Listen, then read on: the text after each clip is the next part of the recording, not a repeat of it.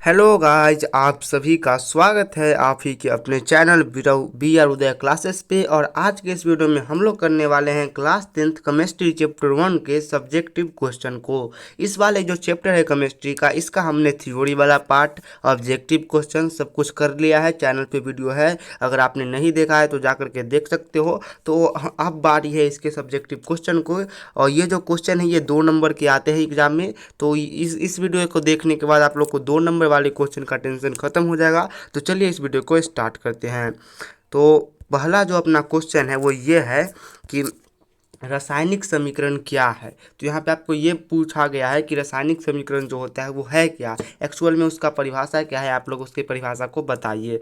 तो इसका आंसर आप लोग कुछ इस प्रकार दीजिएगा कि किसी रासायनिक अभिक्रिया में भाग लेने वाले पदार्थों के संकेत और सूत्रों के द्वारा उनका संक्षिप्त निरूपण ही रासायनिक समीकरण कहलाता है। देखिए, कोई भी रासायनिक अभिक्रिया होता है तो उसमें कुछ न कुछ पदार्थ भाग लेते हैं। अब उन पदार्थों के अगर संकेत और सूत्रों के द्वारा उनको संक्षिप्त निरूपण एक कागज पे लिख करके कर दिया जाए, तो वो जो लिखा गया चीज़ है, जो कागज पे लिखा गया है, उसे ही हम लोग क्या कहेंगे, तो रासायनिक समीकरण कहेंगे।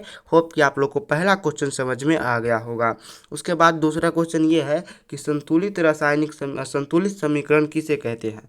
तो संतुलित समीकरण को आप लोग को कुछ ऐसे आंसर देना है कि वैसा रासायनिक समीकरण जिसमें भाग लेने वाले प्रत्येक पदार्थों की परमाणु संख्या तीर चिन्ह के दाएं और बाएं दोनों ओर समान हो, उसे संतुलित रासायनिक समीकरण कहते हैं।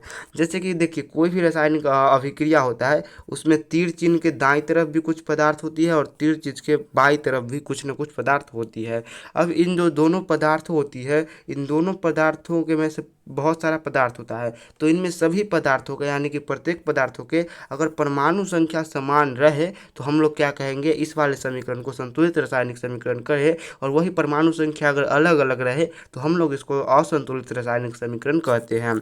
उसके बाद जो नेक्स्ट क्वेश्चन है वो ये है कि रासायनिक समीकरणों को संतुलित क्यों किया जाता है। तो ये तो हमने जान लिया कि संतुलित रासायनिक समीकरण किसे कहते हैं। लेकिन अब क्वेश्चन में ये पूछा गया है कि जो संतुलित रासायनिक समीकरण होता है या फिर किसी भी रासायनिक समीकरण को संतुलित किया ही क्यों जाता है।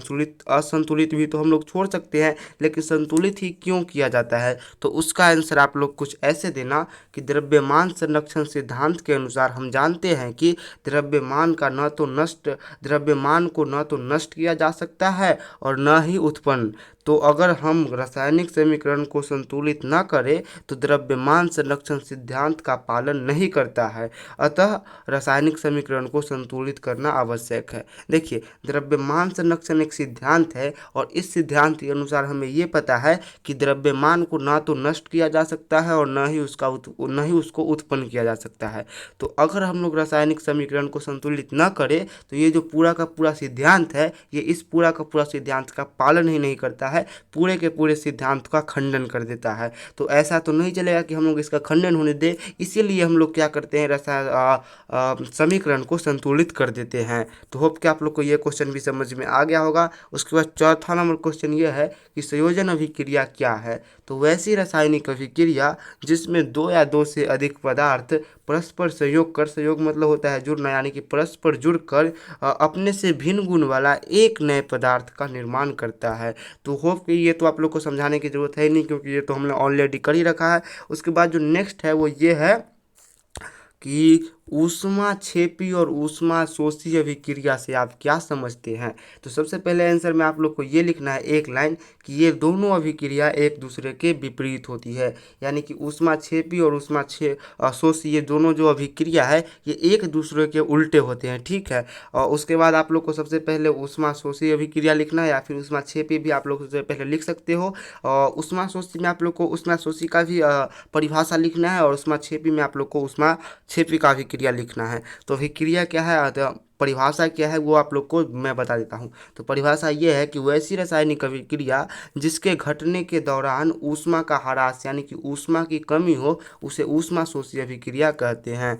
उसके बाद ऊष्माक्षेपी में आप लोग को ये लिखना है कि वैसी रासायनिक अभिक्रिया जिसके घटित होने के दौरान ऊष्मा उत्सर्जित, यानी ऊष्मा निकले, उसे हम लोग क्या कहते हैं, ऊष्माक्षेपी अभिक्रिया कहते हैं। तो जिसमें ऊष्मा की कमी हो उसे ऊष्माशोषी कहते हैं, और जिसमें क्या हो कि ऊष्मा निकले उसे हम लोग ऊष्माक्षेपी कहते हैं। होप कि आप लोग को ये भी समझ में आ गया होगा। और ये दोनों एक दूसरे के उल्टा है, एक में ऊष्मा निकल रहा है तो दूसरे में ऊष्मा घट रहा है। तो होप कि आप लोग को समझ में आ गया होगा। आज के इस वीडियो में इतना ही।